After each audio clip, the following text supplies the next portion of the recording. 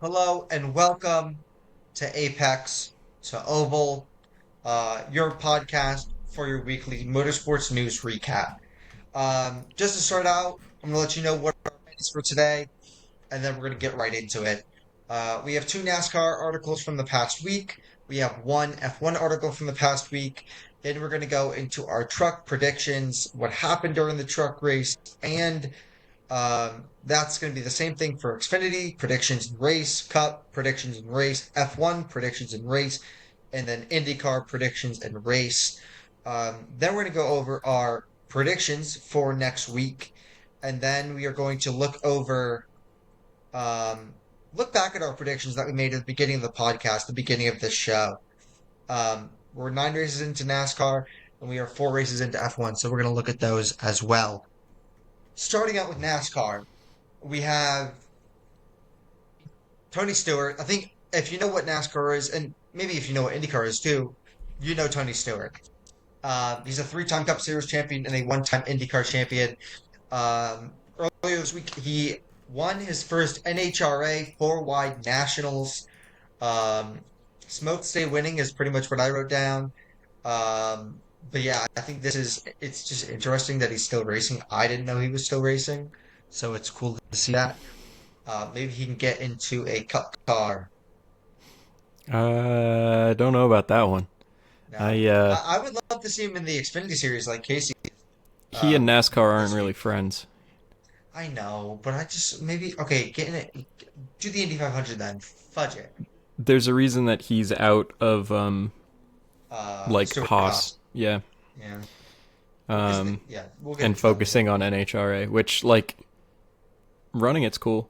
But yeah, he's kind of done with NASCAR, like the governing body, at least for the time being. Yeah. What do you think?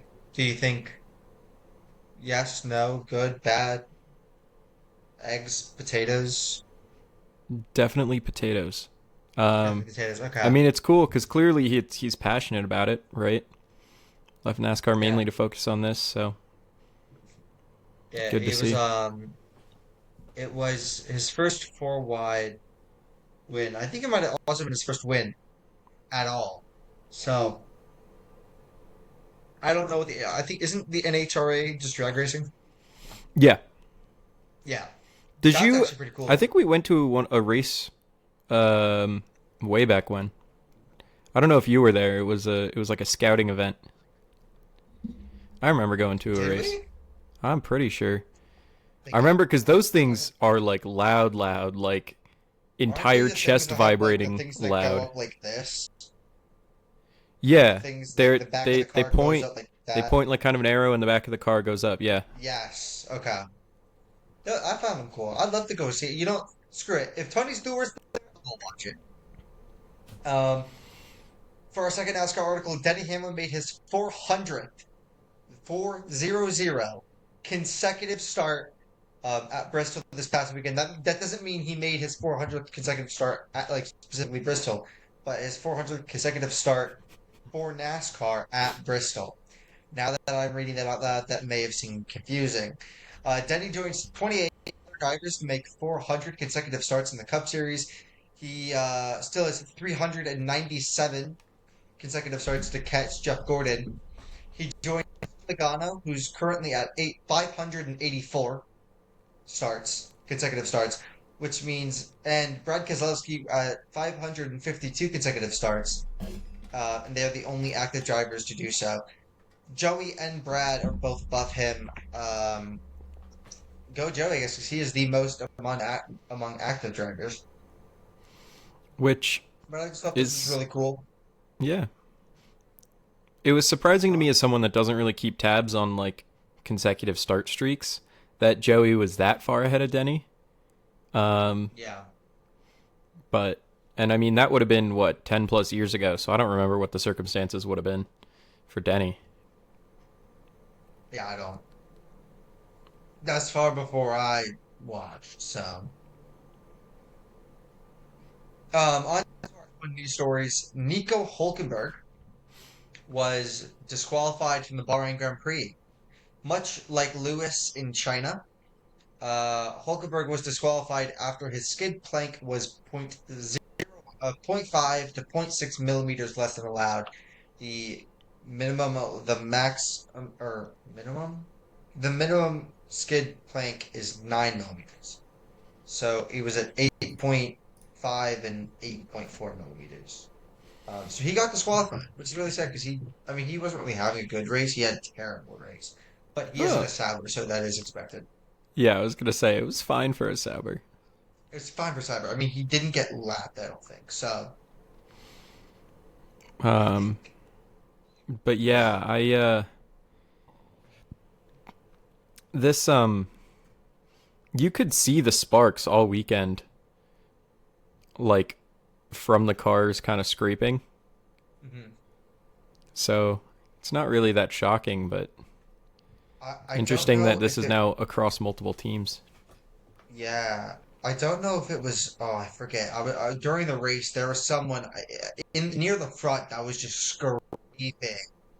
I don't remember if it was a Lewis versus someone else, but they were scraping. There was sparks everywhere down the straight. It might have been Hulkenberg. Who knows? Because I mean, everyone Um, had it at some point, like because yeah, there were at least bumpy patches on the track. Because that is an old surface. yeah, that they might need to repave sooner or later. On to a look back on our truck predictions. Jack had For this week, for last week. I regret to inform you that Connecticut week was a total failure. Yep, Parker Kligerman did not, in fact, win the race. yep. Neither did Corey Heim. Jack had Parker Clearman. I had Corey Heim. Jack also had Corey Heim. Um, Parker Oh, finished P14, but yeah. the winner was Chandler Smith. Um, now, um, after some recent things that come out today, that I don't know if they're real or not. They looked real.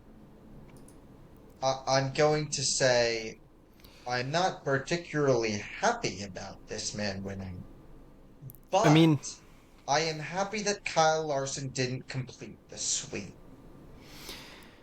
yeah, I mean, they are real, like, court documents, right? Yeah. At least as Um, I'm not going to pay money to check to dispute it, but it seems to be corroborated by several sources. However, yeah. they are still court filings, so Yep. I guess there's a bit of a grain of salt there. Um, and there are two sides to every story, but also that looks pretty bad Yeah. as we sit here on a Monday evening. Hey, at least Kyle Larson did not complete the sweep. All right. Kyle Larson finished P2, Corey Heim P3, Tyler Ankrum P4, Ben Rhodes P5, Lance Riggs P6, Jake Garcia P7, Hayden Honeycutt P8, Roger Caruth P9, and Gio Rogerio Romano P10. Your DNFs were Bailey Curry, Stuart Friesen, Spencer Boyd, Frankie Muniz, Ty Majeski, Brandon Jones, Norm Benning, and Stephen Malozzi. A lot of DNFs, and I'm going to be honest. I didn't watch this race. Should I watch Truck and Xfinity more than I do? Yeah, especially since I was on watching them at the beginning of the season. But um, what happened? Why are there so many DNFs, Jack? Do you know? Bristol? Bristol? All right. Sounds good. Sounds good. That's what we're leaving it at. Just Bristol. I mean, Um, at least things you're not happened, wrong. Like, right? Because yeah, with the new Cup cars, the Cup race at Bristol is always a disaster, which we'll get we'll to. get into that. We'll get to that. But On to uh, Xfinity. Jack was continuing the week of Connecticut. So who did you have, Jack, for the Xfinity prediction? I had Ridgefield, Connecticut's own Anthony Alfredo, who finished Boo! P15. Apparently, the entire state of Connecticut decided to be decidedly mid this week. Yeah, it's rough out here. Um, Corey Heim was Jack's other pick, and he finished P8. And then I had Jesse Love, who finished P6. Kyle Larson, he would have completed the super if he got the trucks, but he didn't. He did get P1 in Xfinity, followed by Carson Quapple at P2, Justin Algier at P3, Sammy Smith P4, Brandon Jones P5, Jesse Love P6, Ryan Sieg P7, Corey Heim P8, Christian X P9, and Dean Thompson P10. The DNFs were William Sawalich, Sheldon Creed, Alex Levy, Label, Brendan I think it's Poole, and LeBay, Mason Maggio. but LeBay. I think so. Interesting. I again watched. I did actually try to watch this race. I watched the first like 50 laps and then gave up. Because I had work. But um, yeah. Apparently, it You was a want good me to race. you want me to boil it down for you? Yeah, what's up, Kyle Kyle Larson? Larson is good. Well, who would have guessed that? I mean, It like it wasn't close. Like, I hate Kyle Larson. Kyle Larson, can you like go away? Let somebody else win. I I hate Kyle mean, Larson. Anyway, he was lapping everybody. I know. He It's just built up multi-second leads every single time. He started on pole and led over 275 laps. Like, I hate Kyle Larson. Kyle Larson sucks. On to the Cup. Jack had Ryan Preece who finished P20, Joey Logano who finished P24, and Jesse Love who finished P31. I had Denny Hamlin who finished P2. Kyle Larson was your winner for his second win in the Cup. P2 was Denny Hamlin, P3 Ty Gibbs, P4 Chase Briscoe, P5 Ryan Blaney, P6 William Byron, P7 Chastain, P8 Christopher Bell, P9 AJ Allmendinger, P10 Austin Dillon, and your DNFs were Alex Bowman, Shane Van Ginsburg, and Josh Blicky with a sticky. Um, I mean, again, Kyle Larson dominated. yeah, it It was boring. it was kind of a snooze fest, as Bristol and Martinsville have been, which is a shame because before this car, these were like the most entertaining tracks on the schedule. These short tracks. Like, I still, every time we go into a Bristol weekend, I'm all excited. I'm like, oh yeah, Bristol, baby, let's go.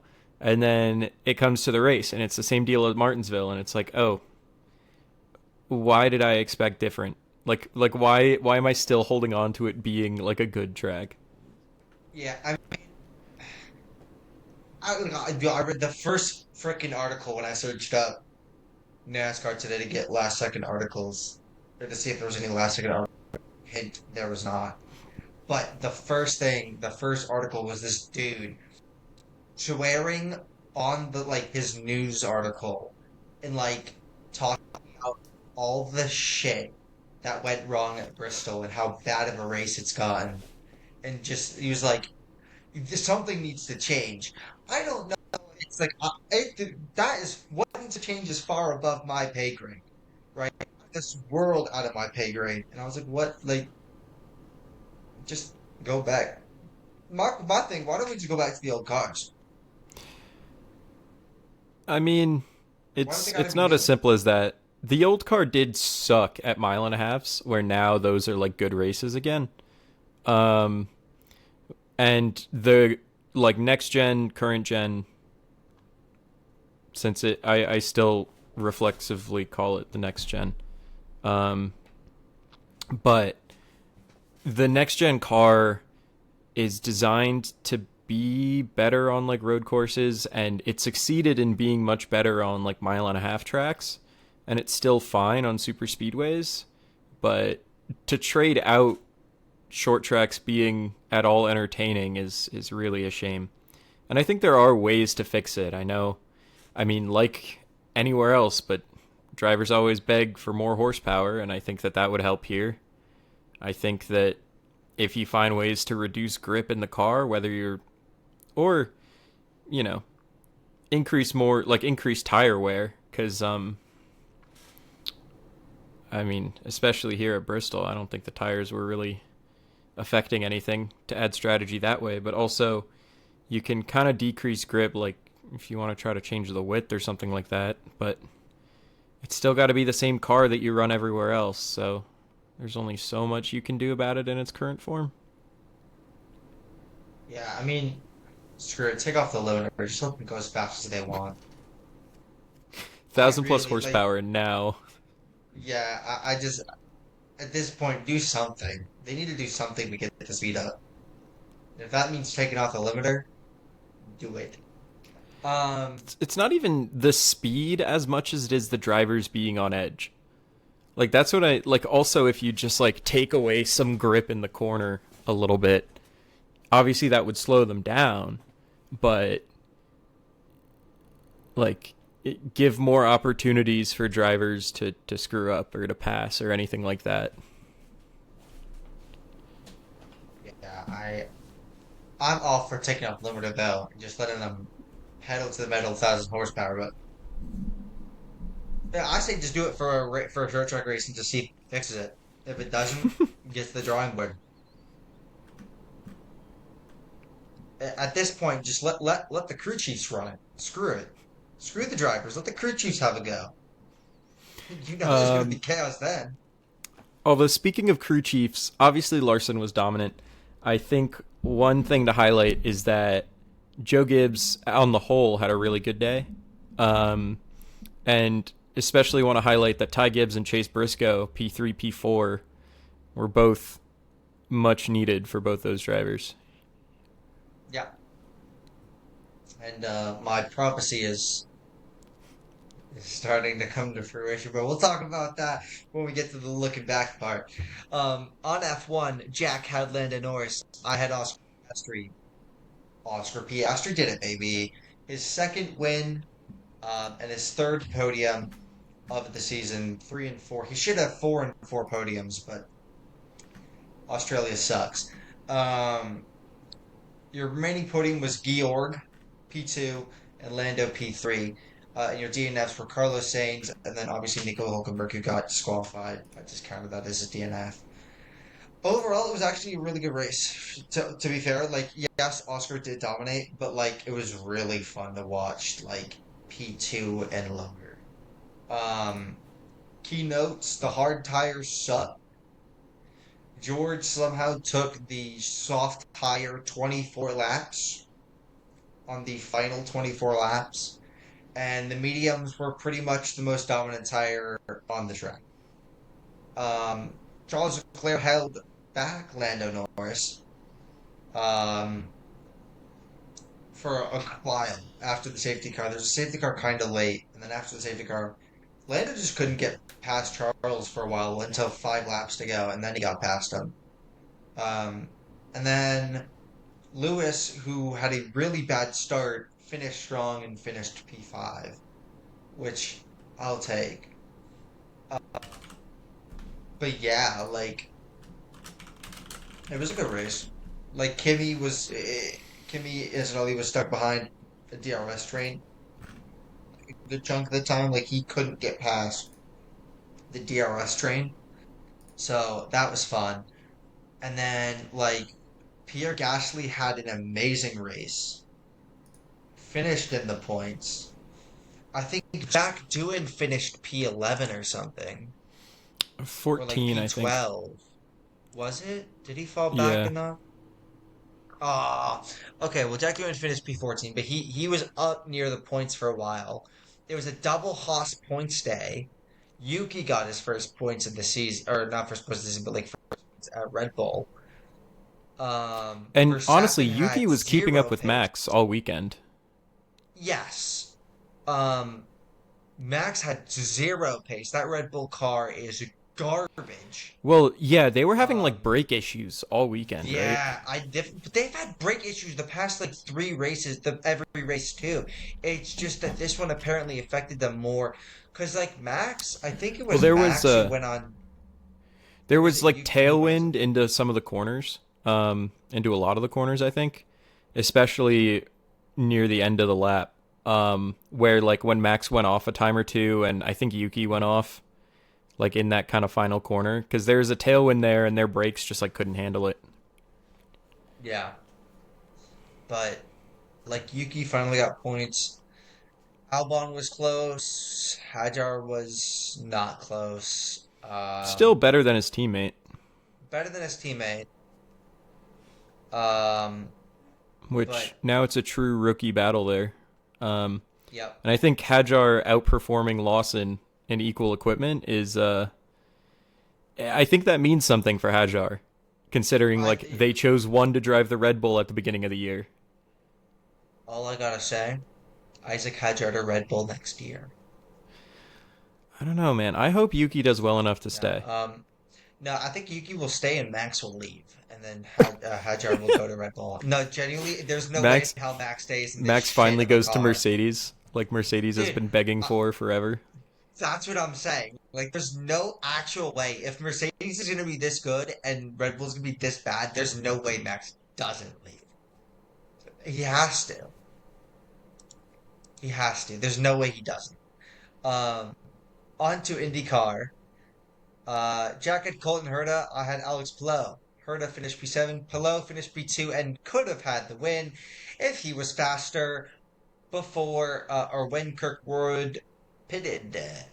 Because Palou tried to do the undercut. Then Kirkwood pitted. And then Kirkwood pulled out before Palou got there. So basically, this was a Kyle Kirkwood domination. Now I didn't fully watch the race. I watched the highlights because after NASCAR was done, I went to go eat. So my bad. Um, but yeah, I mean, Palou P2 is kind of crazy. Lundgaard P3, and then there was no DNFs. But I mean, again, after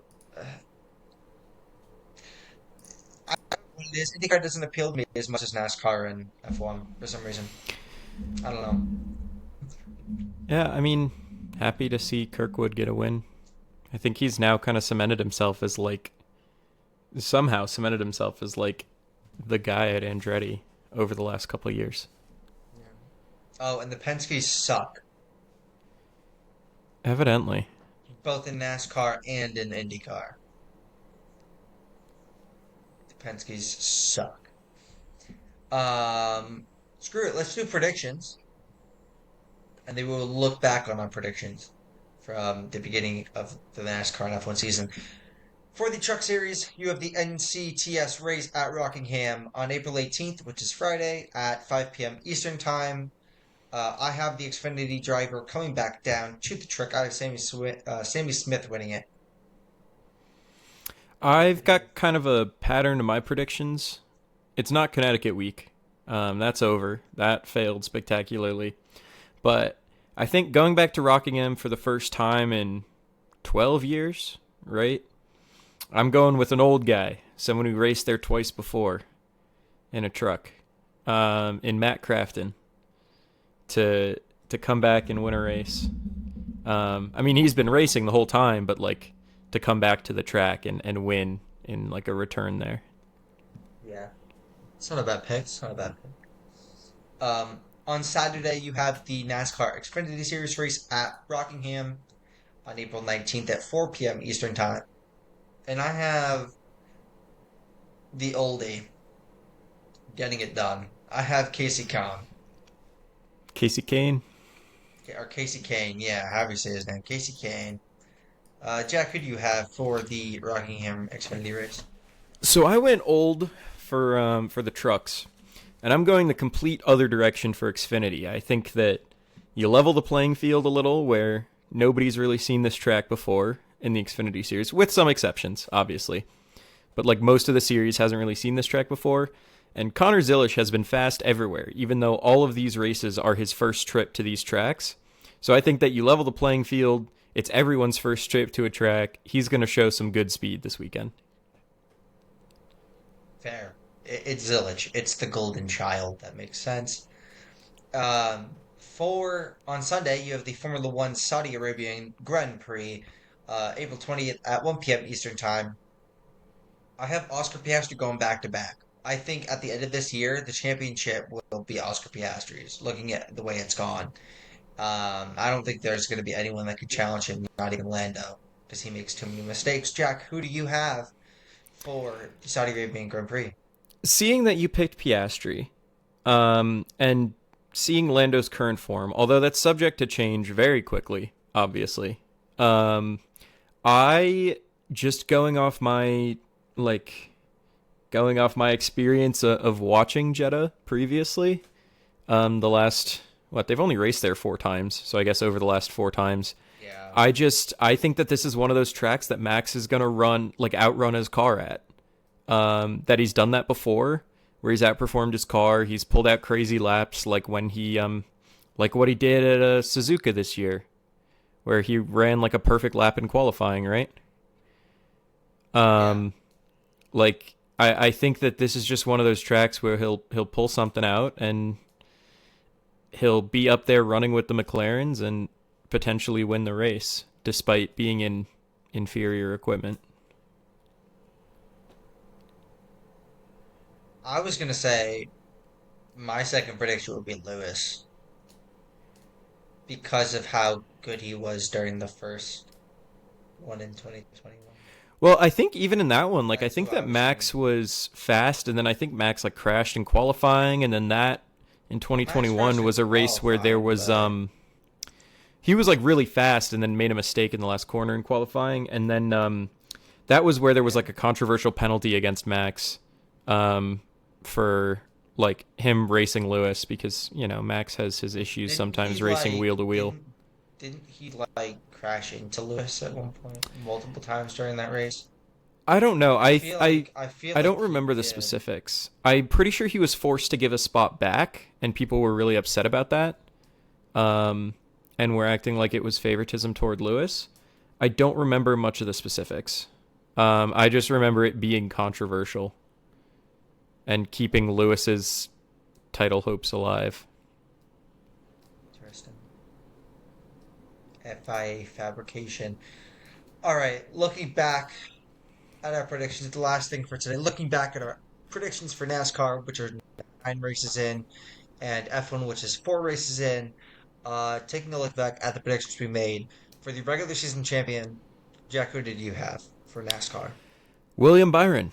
Um, and I, just like the last time we checked in, am still feeling all right about this one. Hmm. I think that's fair. He's in first with 346 points and a win, so that's very fair. I have Kyle Larson, or I had Kyle Larson from our regular season champion. He's currently fourth with 304 points. He had a slow start, was in sixth last time we checked in, but now he's in fourth and is only 42 points off of Byron and has been looking really good the past couple of races, minus his DNF in was it Darlington? Yeah. Yeah, Um, which I would not bet against him for the rest of the year. I'll put it that way. Kyle Larson coming for William Byron's head. Biggest surprise, Jack. Who do you have? I I don't remember exactly how I ended up with two.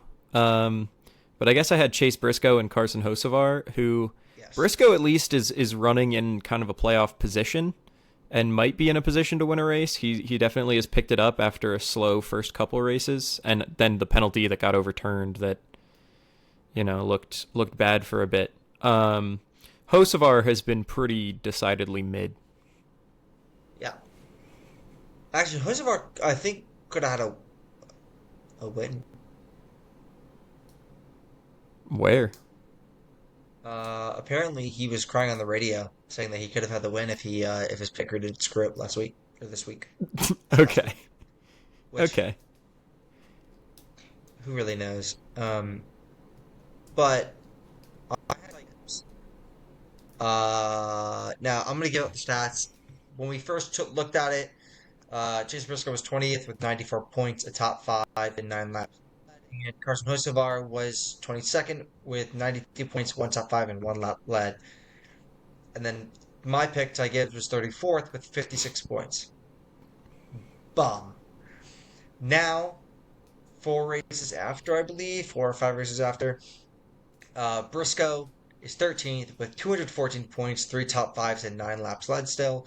Hocevar is 25th with 157 points, 1 top 5, and 7 laps led, basically doing nothing.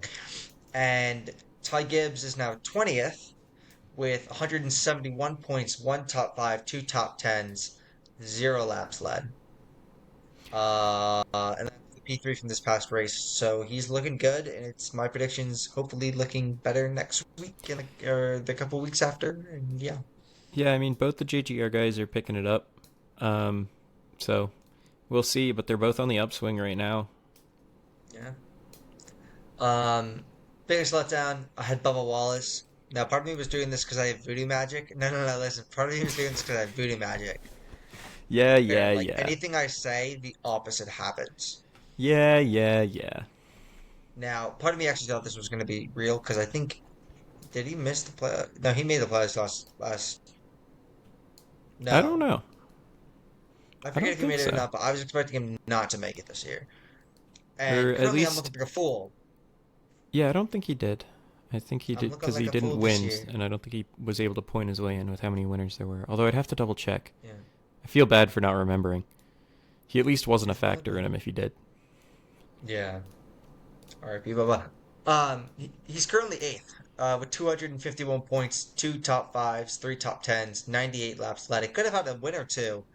Um, Yeah. in the first 9 races, which is why couldn't have Bubba gotten a win? Um, but yeah, he's been really good. Jack, who did you have as your biggest letdown? I had SVG, Shane Van Gisbergen. It was nothing against him. It was not doubting his talent per se, but I think that people's expectations for him over a full NASCAR season were too high when he looked amazing at Chicago, but really wasn't that good in Xfinity last year outside of like some of the road courses. And so far he's lived up to that. And then we'll see once we get to like Chicago and wherever else. He might even pick up a win on a road course and make his way into the playoffs. But points wise, he's sitting in what, 34th right now? Yep, 34th, 98 points, 1 top 10, 25 laps led. Which Nothing is, much has really changed 4 weeks ago, except him going down in points. He only gained 26 points in 4 races. No top 10s, no laps led. those were all oval races, right? Like the only road course we had was Uh, Coda. yeah, And I think that that had already happened by the first yeah, check in. So yeah. yeah, Piscotto was what, second week, third week? Yeah. On to F1. For drivers champion, I had Lewis Hamilton. Now, again, I probably should have said Landon, but or Oscar Piastri, but I did not. I wanted to be a little cocky. I wanted my favorite driver to win. He's currently seventh with 25 points. The first couple of races have not looked good for him, but he is new to the team, so we'll see at the year's end. Jack, who did you have? I had Max. I was, and we saw this a little bit. The one race where Max won, McLaren couldn't figure out strategy when they had two good drivers. Um, but it was basically a because I was fully in on the Ferrari train and the Lewis train, but you had already picked them. So it was a I don't know if I have faith in the McLaren driver duo to really win a championship, and we know that Max can outperform his car, which we've seen a little bit. We saw it at Suzuka where McLaren just ran the identical strategies for their two drivers, even though they could have tried to switch it up and see if one of them could get an advantage that way, which kept them behind the Red Bull. Um, but even McLaren messing up strategy is not going to slow that car down. Yeah. Max is currently third with 69 points and nice, and 2 podiums. Constructors champion, I'll just say it. We both had Ferrari. They're currently fourth. They have 57 points. Biggest surprise, I had Haas. And they're currently fifth in the standings with 20 points. And they're 1 point ahead of. Williams. I think we both kind of got this right. I'm not going to lie, because both these teams I have think we been did. running in the points. I think after the first race, you were like we were counting it as like a loss for you because Haas looked like the worst car on the planet in the Yeah. first weekend, and now they've been running in the points pretty consistently. Not, I think they've had a I mean, point it's in every still been race at four least a point. races, but Yeah. what?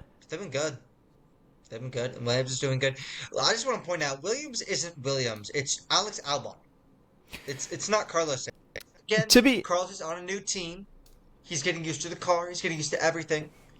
But as of now, we all know that Carlos is going to be finishing in the points every week at some point. he But he outqualified Albon this weekend. The only reason he finished behind him was because he had the hole in his car and had to park it. Yeah, and then he DNF'd. Yeah, because there was a hole in the side of his car, Yeah.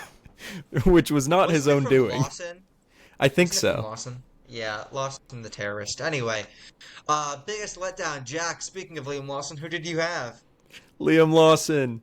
I Man, he's knew 20th. that Red Bull seat was cursed. He's already out of the Red Bull seat. He has no points on the season. He just got outperformed by a fellow rookie in the VCA RB or whatever. I will victory lap that. It's not that I wish any harm on the kid. I hope he does well. It's just I was right so far. Now, a fair line. Now, I just want to hold up. Wait a minute. When I say this, I meant like he's gonna bottle it, like Arsenal in the Premier League, not like he's gonna finish 20th. I meant he's gonna bottle the championship. You know, Sure. So where is he in the standings? he's first, but he's not first for long. Next week, Oscar Piastri will take over first. Lando Norris will fall to second, and Lando Norris will bottle the championship, being the number one driver to Oscar Piastri. Lando has 77 points for podiums and a win.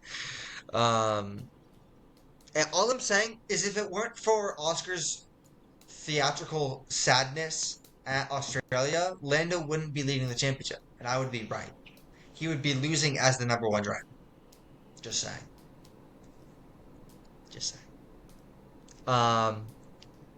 Best rookie, I had Isaac Hadjar. He's 15th. He has 4 points, but to be fair, he's looked pretty damn good so far in a shitty car. So, Although I will say that I think that Behrman has looked better than Hadjar so far. yes, yeah, Relative to equipment at least. yeah. Jack, who do you have? I had Antonelli, who I don't know what did Mercedes do with his strategy this week. They put him on softs at a really strange time. No, they fucked the strategy, but also he wasn't going anywhere. Like, it wasn't the strategy per se. It was everything. Like, Because he was running higher than he ended up finishing.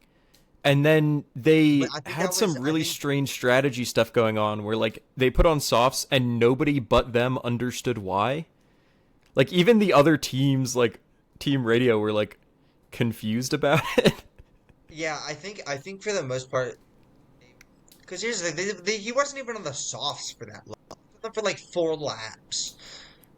So, like... It still costs you time, especially when there's no safety car yet. I think they were doing what Red Bull did with Perez and Monaco 2 years ago, when it was raining, and they were just testing shit with Perez to see what worked.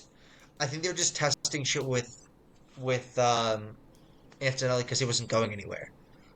I guess. I mean, I would dispute the not going anywhere part. He was running fine. He just didn't qualify well. In the beginning, I agree. But, like, after a certain point, he just got into a DRS. After the first pit stop, he got into a DRS train and then fucked himself. After the pit stop, yes. So, which is why I'm confused about the strategy. I don't know, because it's Mercedes. They normally have good strategy. I don't know what they're doing over there. They're pulling a Ferrari. I have no idea, because I was happy with how he was running, and then they put the softs on him, and I'm like, all right, that's race over, I guess. Like, I don't know what they're thinking. Well, here's the thing. Their softs weren't even that bad. They weren't even that bad. It was just too early for him. They were committing to, like, a 3-stop. Yeah, but that's on them. That, like, they fucked over Kimi, because Kimi was stuck in a DRS chain for 90% of that race. And I mean, like, I guess it helped George, hopefully, because he did well. Well, he put 26 laps on those damn softs at the end. Yeah, and they were trying to have Antonelli put, like, 30 at first. Yeah. I don't know. But, like, I guess if he was collecting data, it worked, but it was still confusing. I But he's think they're looked pretty good so far. I think you yeah, gave a little apology in advance last week. yeah, and I'm gonna make another apology once we get to worst rookie, but um, he's looked good. I personally, I just think Mercedes are gonna use him as like a Val 3 right now, Which sucks. And which I sucks. I do disagree moving forward. I think that part of it might have been that Russell ran like I think he outperformed their expectation in qualifying, um, and in the race. Like Yeah, that well, I Russell mean, was he's just been so out good that they were trying to maximize that and because like keep ahead of a McLaren. he's been outperforming. I feel like their expectations the entire year because the first race he had a podium, and then in China he might have been close, and then he got another podium this time. I think I think yeah I think they're just putting George's like I understand making George the one and Antonelli the two, but like putting Antonelli to the Valtteri Bottas number two is kind of screwed. I don't Like that's think that's gonna what they're do. Like I think that they did that here because he qualified lower. I don't think in general that's what they're doing because otherwise they wouldn't have hyped him up as much as they did.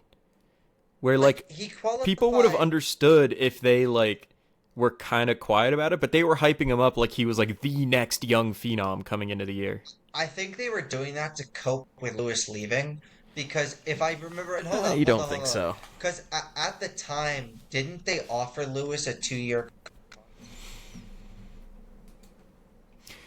I mean, I understand that they would have wanted to keep Lewis over bringing in an unknown, but I still think that they were Exact, excited yeah, about Antonelli.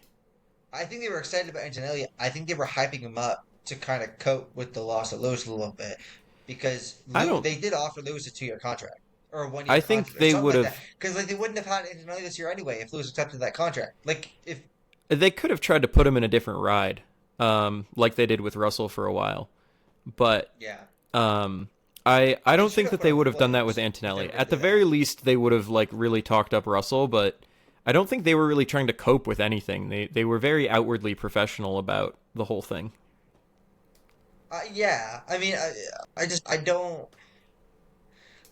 We'll see in the next coming weeks whether they demote him to the Valtteri Bottas number two. But if they do, I mean, there's a reason. But if not, then there has to be another reason why they did that. Um, Worst rookie. I'll just say it. I apologize to Kimi Antonelli and Kimi Antonelli fans and Mercedes and everyone for saying Kimi Antonelli was going to be a bust. I apologize. I was wrong. I understand my actions. It'll never happen again. Do. All right. Anyway, sorry. Starts playing the ukulele. Let me you quickly. Jack, The who is your toxic worst DRS rookie? train.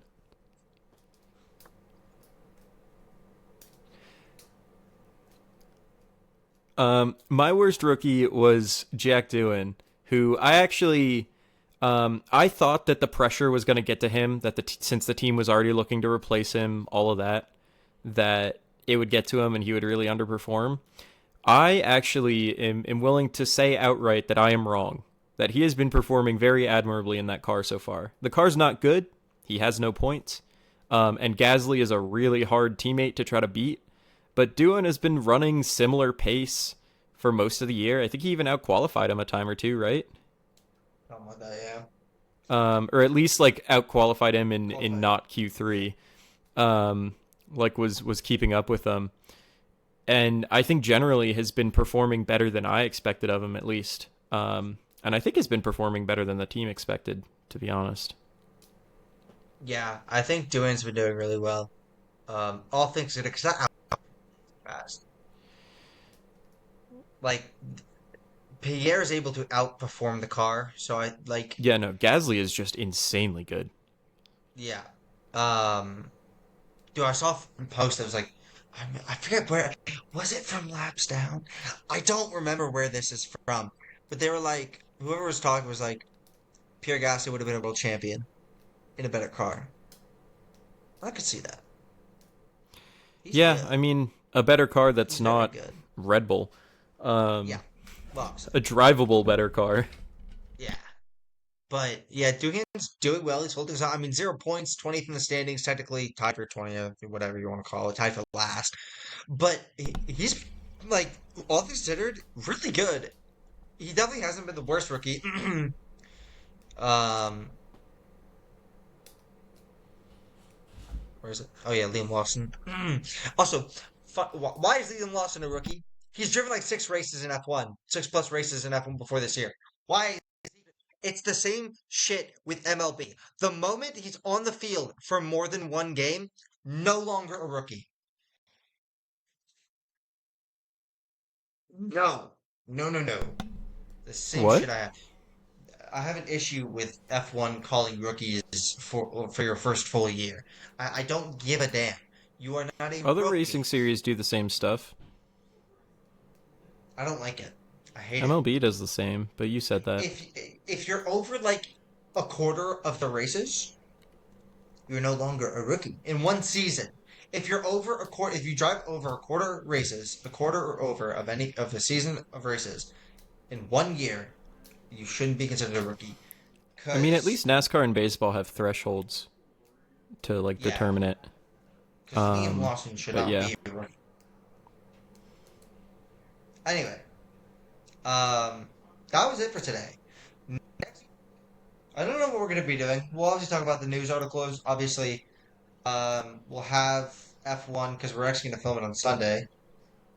Yeah. Um, I'll Well, post it on and the trucks Sunday. and Xfinity But will be done by then as well. We'll oh have the right, whole so weekend. everything will be done by then. So cool. Yeah. I was thinking that they have it on Sunday. No, they don't. It's still Friday, But yeah, Saturday for those two. yeah. So we'll be able to talk about truck Xfinity, F1.